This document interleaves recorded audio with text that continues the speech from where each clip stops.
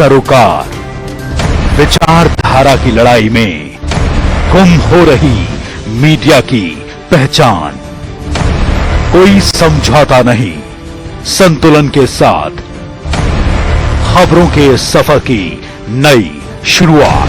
खबरें जो आपको सीधे जोड़ती हैं हमसे, जिनका आपकी जिंदगी पर होता है सीधा असर।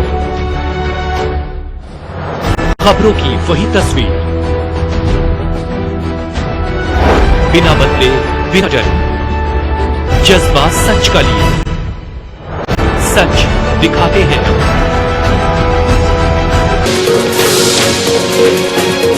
MV International School admission open for classes pre-nursery to 8th. For details, contact on 7298212270 or 9796212270। JKC news update के आज के इस अंक में आपका स्वागत है। मैं हूं आपके साथ उपमा शर्मा। इस न्यूज अपडेट में आगे बढ़ने से पहले आई नजर आते इस वक्त की प्रमुख सुर्खियों पर। बड़गांव मुठभेड़ में जैश कमांडर समेत 2 आतंकी ढेर, इलाका सील।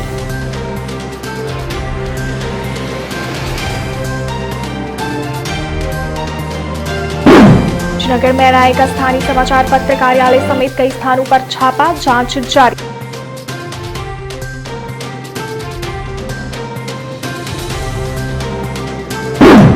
नए लैंड लॉ के विरोध में पैंथर्स पार्टी का प्रदर्शन, कहा बीजेपी जम्मू कश्मीर को बनाना चाहती है खुला।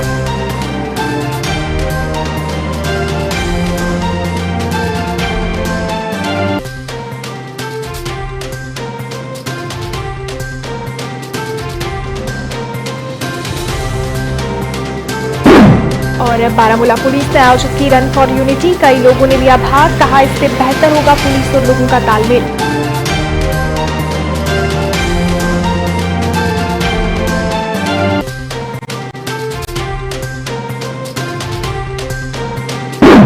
अब समाचार विस्तार से। मध्य कश्मीर के बड़गाम जिले के आरीबाग मछावा इलाके में मंगलवार की रात मुठभेड़ में 2 आतंकी मार गिराए गए। इस दौरान क्रॉस फायरिंग में जिस मकान में आतंकी छिपे थे उसमें भीषण आग लग गई। सूत्रों ने बताया कि मारे गए आतंकियों में जैश-ए-मोहम्मद का कमांडर भी शामिल है। आतंकियों की मौजूदगी की सूचना पर सुरक्षा बलों ने पूरे इलाके की घेराबंदी की थी और तलाशी अभियान चलाया था। इस दौरान घेरा सख्त होता देख आतंकियों ने फायरिंग शुरू कर दी थी।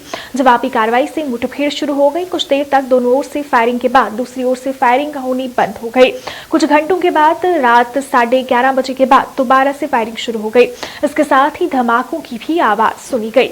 रात में ये गोलीबारी बंद हो गई और सुबह फिर से गोलीबारी शुरू हो गई और इस मुठभेड़ में 2 आतंकी मारे गए।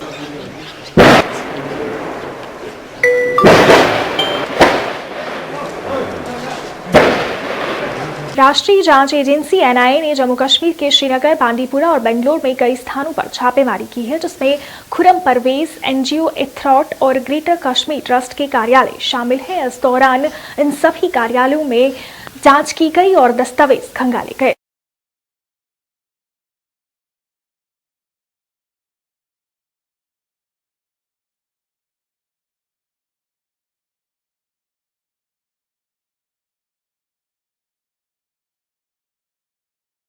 नए लैंड लॉ के विरोध में पैंथर्स पार्टी ने सरकार के खिलाफ प्रदर्शन किया और अपनी नाराजगी जताई। पैंथर्स पार्टी नेता हर्षदेव सिंह ने कहा कि ये कानून बनाकर जम्मू कश्मीर को गुलाम बनाने की कोशिश की जा रही है। जम्मू कश्मीर के लोगों के साथ ये धोखा है जिसे कभी बर्दाश्त नहीं किया जाएगा। ने कहा कि इस कानून का सबसे ज्यादा प्रभाव जम्मू पर पड़ेगा। इस मौके पर उन्होंने सरकार के साथ अपने वादे पूरे न करने का आरोप लगाया और पुतला फूंककर अपना रोष व्यक्त किया। कश्मीर जमीन के कानून नौकरी की सुरक्षा पर लोगों को धोखा देना बंद करो।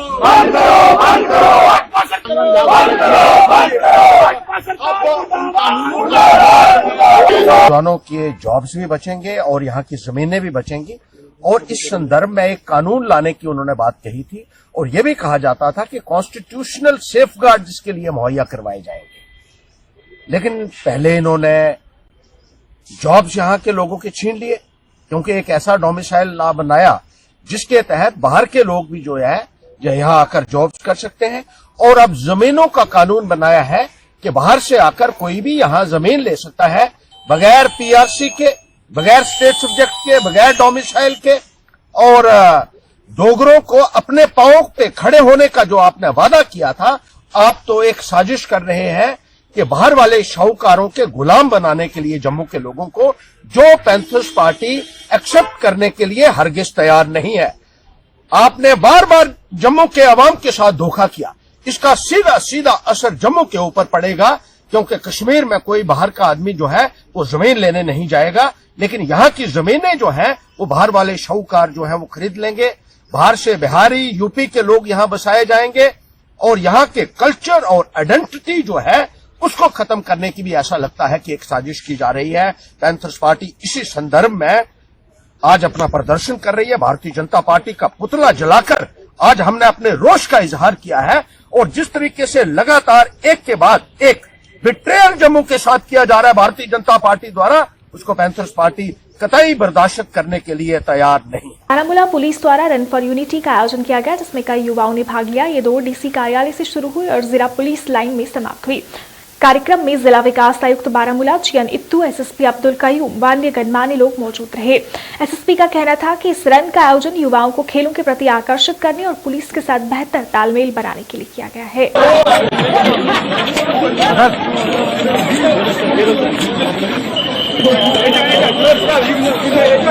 अच्छा यहाँ पे दौड़ा, तो आई होप कि वो बच्चे अपनी इस कारकर्दगी आगे रखेंगे। फर्स्ट भी कुछ यहाँ पे आए, नो डाउट कि हमने यहाँ पे कोई इसमें फर्स्ट सेकंड नहीं रखा था, लेकिन उसके बावजूद भी कुछ बच्चों ने बहुत तेज दौड़ा, जो उनको आने वाले वक्त में उनके लिए, खुद उनकी सेहत के लिए, उनके फिटनेस के लिए और उनकी कामयाबी के लिए बहुत फायदेमंद रहेगा। मेरी उन बच्चों से दरखास्त रहेगी कि वो अपने इस जो ये लगन और मेहनत से दौड़े, ये इसको कंटिन्यू कराए, इसको बीच में नहीं छोड़े। जहाँ पे एक बच्चा आप इसमें देखा जिसको थोड़ा सांस फूलने लगा, तो उससे यही पता चलता है कि उसको दौड़ने की आदत बहुत कम है। जिस इंसान को दौड़ने की आदत हो, अपने आप को फिजिकली फिट रखने की कोशिश करता हो, उसको ऐसी मुश्किलात कभी नहीं आती है। बहुत सारे वहाँ पे बच्चे थे जिन्होंने बहुत अच्छा दौड़ा, और मैं होप करता हूं कि वो आगे भी इसको कंटिन्यू करेंगे। देश में कोरोना वायरस के दैनिक मामलों में दर्ज की जा रही गिरावट के बीच आज फिर वृद्धि हुई है। मंगलवार की तुलना में बुधवार को कोविड-19 के नए मामलों की संख्या बढ़ी है। मंगलवार को जहां 36,469 मामले रिपोर्ट किए गए थे, वहीं बुधवार को 43,893 नए मामले सामने आए हैं। वहीं देश में कोरोना से ठीक होने वाले मरीजों की संख्या 72 लाख के पार पहुंच गई है। इसके अलावा मृतकों की संख्या भी कल की तुलना में आज ज्यादा है। केंद्रीय स्वास्थ्य एवं परिवार कल्याण मंत्रालय के आंकड़ों के अनुसार 24 घंटे में कोरोना वायरस के 43,893 नए मामले सामने आए हैं। वहीं इस दौरान 508 लोगों की मौत हुई है। कोविड-19 के चलते अब तक देश में 79,90,322 लोग संक्रमित हो चुके हैं।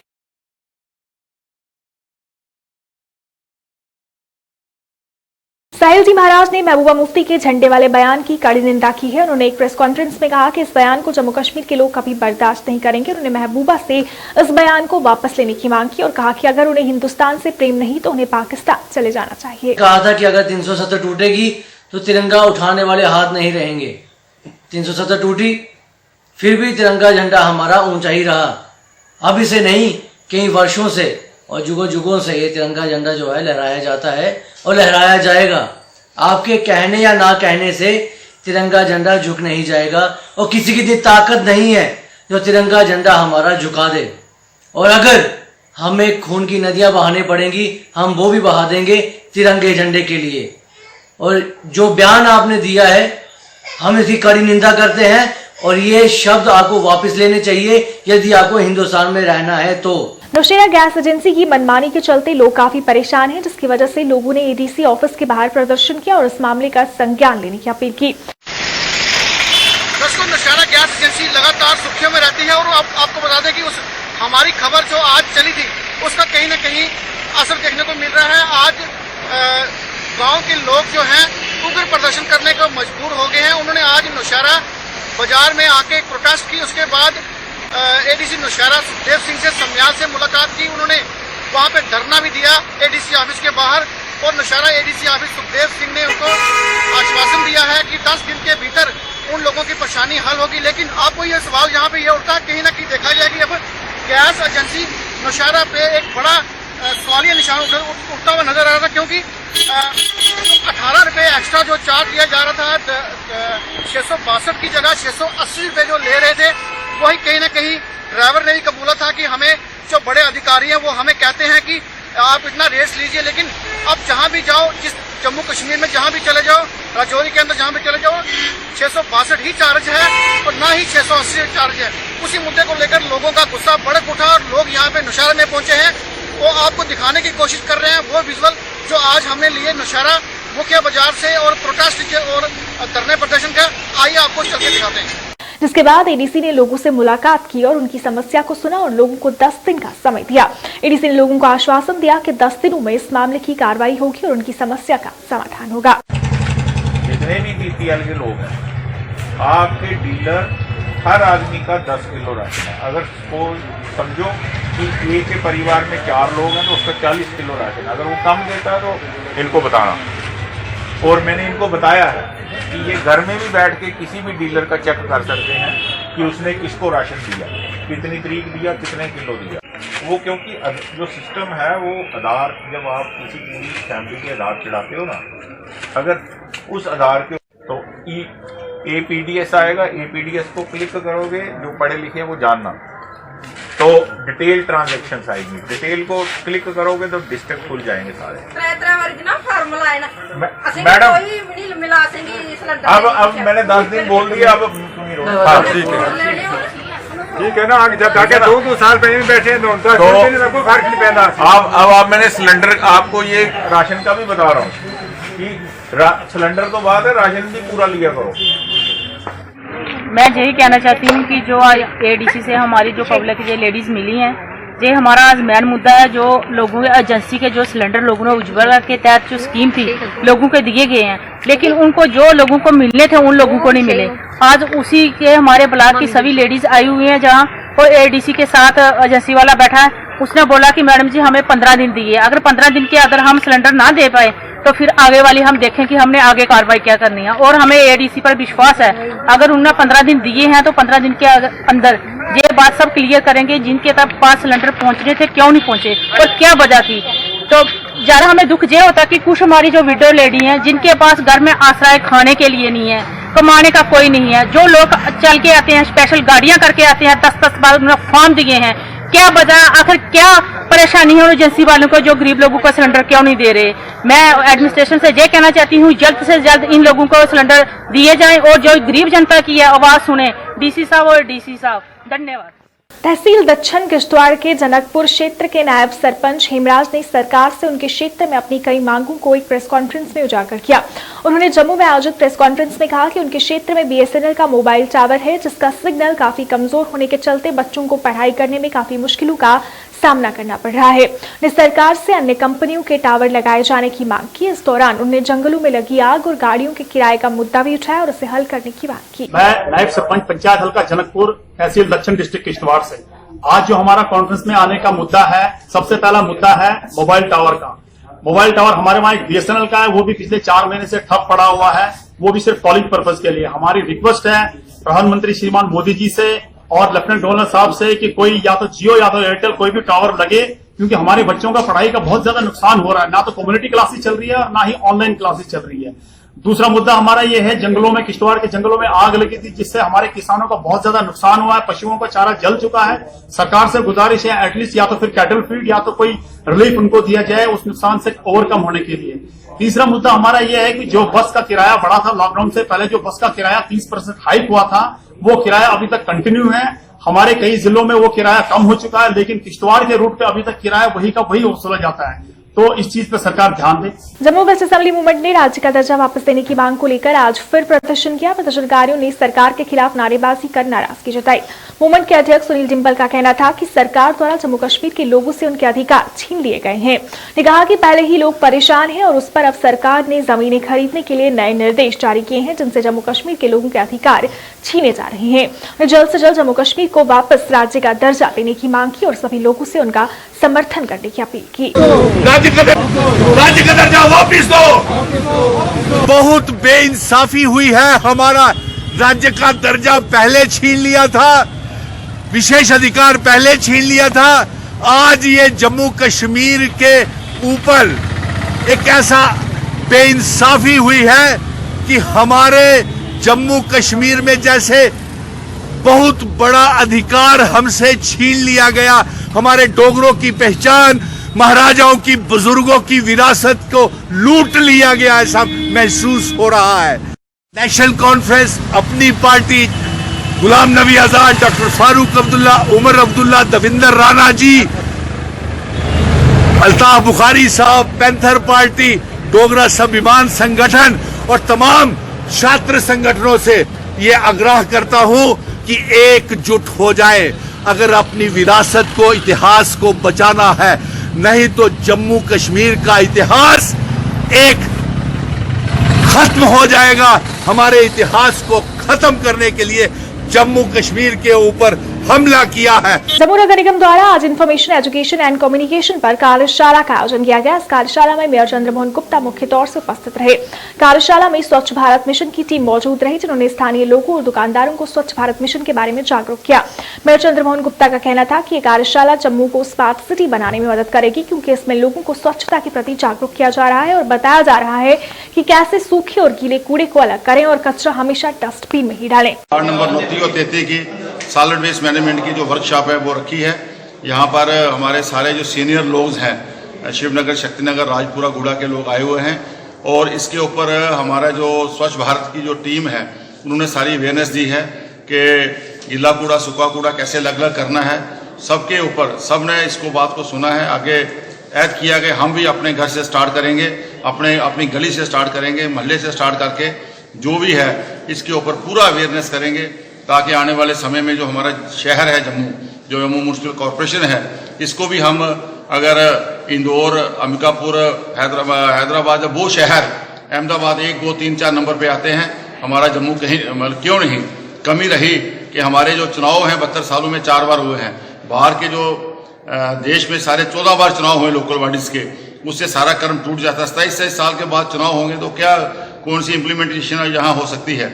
74 अमेंडमेंट की अभी तक इम्प्लीमेंटेशन जहाँ नहीं, वो भी एक कमी रही है। मुझे आशा है कि जो स्वच्छ भारत का जो काम हमने शुरू किया है, इसको IEC बोलते हैं, इंफॉर्मेशन, एजुकेशन एंड कम्युनिकेशन। ये लोगों को एजुकेशन भी देंगे और कम्युनिकेशन भी होगा, इंफॉर्मेशन भी होगी, सारी भी ये चीज़ें हैं। उसके अंदर खासकर जो हमारे कमर्शियल एक्टिविटीज़ हैं, दुकानदार भाई हैं, उनसे यही प्रार्थना है कि हम प्रयास कर रहे हैं कि आपको एक डस्टबिन दिया जाए, ताकि उसके आप कूड़ा डालें, हमारा ऑटो आए। बाजार अगर हमारे साफ हैं तो हमारा समझो जम्मू साफ है। और वहीं इस अवसर पर मौजूद नगर निगम के पार्षद सुरेंद्र चौधरी ने भी इस कदम का स्वागत किया और कहा कि इससे लोगों को काफी लाभ होगा और स्वच्छता फैलेगी। के पहचान मंदिरों का शहर, मंदिरों के शहर के साथ अगर स्वच्छ भारत जैसे प्रोग्राम जुड़ते हैं तो ये सोने पे सुहागा होगा, क्योंकि जम्मू में कहीं गंदगी थी, जो गंद था, आज म्यूनिसिपल कॉर्पोरेशन से के माध्यम से हमने वो कचरा सारा खत्म किया है। इतने 150 ऑटो चलाए हैं म्यूनिसिपैलिटी के, आज कचरा भाग रहा है, जम्मू साफ हो रहा है। इनका यही मुद्दा था कि लोगों को अवेयर किया जाए, लोगों को पता चले कि भाई स्वच्छ भारत है क्या है, कूड़े को सेग्रीगेशन कैसे करना है, सूखा कूड़ा अलग कैसे करना है, गीला कूड़ा कैसे अलग करना है। जैसे इंदौर और अपने अहमदाबाद में है, इसी तरीके में जम्मू का नाम भी आएगा। एक central paramilitary force welfare association ने एक्साइज डिपार्टमेंट के कार्यालय के बाहर प्रदर्शन किया और CST से लिक्वर खरीदने पर लगाई गई पाबंदी पर नाराजगी जताई। उन्होंने कहा कि उनके साथ नाइंसाफी की जा रही है, जो सही नहीं है। उन्होंने सरकार के प्रति भी नाराजगी जताई। इस मौके पर उपराज्यपाल से इस मामले पर गौर करने और उनकी अन्य मांगों को भी पूरा करने की अपील की गई।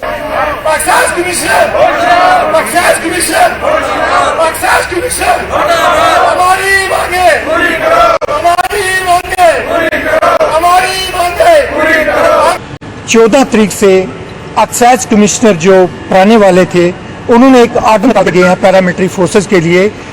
इनकी जो CSD को प्रोवाइड किया है लिक्विड, पैरामिलिट्री फोर्सेस को टोटली बंद है। पूरे हिंदुस्तान के बीच जितनी ड्यूटी है, जितने स्टेट है, किसी ने बंद नहीं किया, स्वा J&K के अंदर। ये क्या है, किसी बीजेपी के इशारे पर ये हुई है बात, जहाँ किसी ने कराया है, इसका कारण क्या है, इसका हमें स्पष्टीकरण चाहिए।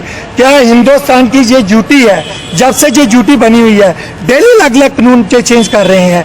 आज ये पैरामिलिट्री फोर्सेस को रोड पे ला के खड़े कर दिया और जीरो लाइन पे जो बैठ के ड्यूटी करते हैं सबसे ज्यादा शहीदी उनकी है। ये आर्मी की तरह नहीं है बैरक के अंदर बैठ के ड्यूटी करना और दरबारों के अंदर रहना, ये वो नहीं है। पैरामिलिट्री फोर्स ग्राउंड के बीच शहीद होती है, LOC पर शहीद होती है। ये 1947 का जो मैटर चल रहा है, आज इस एक्साइज कमिश्नर से ये कहाँ से उठाया ये पॉइंट और खुद तो वो ट्रांसफर होकर चले गया है, लेकिन आने वाले एक्साइज कमिश्नर को जो वक्त में डाल गया है सारी पब्लिक उसके गेस्ट में हो चुकी है। ये बिल्कुल गलत किया है और केंद्र सरकार के कहने पर हुए हैं, ये बीजेपी के कहने पर हुए हैं, इसे तुरंत वापस लिया जाए। मैं मीडिया के थ्रू से रिक्वेस्ट करता हूँ आज एजेंसी जो हमारी आ रखी है CID की, जहाँ CBI की या कोई भी जो एजेंसी आ रखी है इस पे गौर किया जाए, जो हमारी बात है अपर तक बजाया जाए।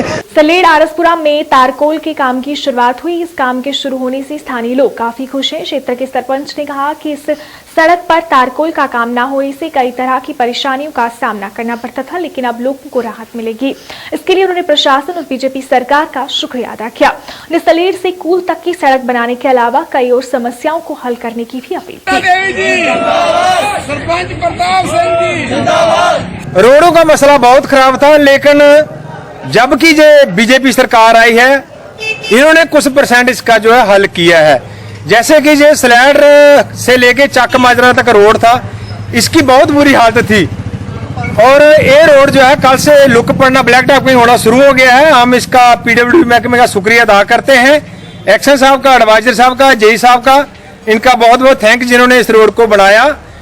दूसरा एक रोड और है मेरा जो कि सलैड से लेके कूल तक पड़ता है, टोटल लेंथ इसकी 1.5 किलोमीटर है। इस पे तकरीबन जो किसान हैं, बुजुर्ग किसान हैं, जैसे जो हमारे बुजुर्ग साहब खड़े हैं, इस रोड पर चला भी नहीं जाता। तो मेरी ये अपील है कि जो सलैड से लेके कूल तक रोड है 1.5 किलोमीटर, इसको बनाया जाए। लोगों का कहना था कि सलेड़ से कूल तक की सड़क मार्ग बनाने का काम बैक टू विलेज 1 में रखा गया था, पर बैक टू विलेज 3 होने के बाद भी अभी तक इसे नहीं बनाया गया। लोगों ने जल्द से जल्द उनकी मांग पूरी करने की अपील की। इसमें मेरी पंचायत का जो पैसा है 15 लाख कटा है, 1 साल हो गया है। बैक टू विलेज में फर्स्ट में रखा था, अभी तक इसका कोई हल नहीं हुआ।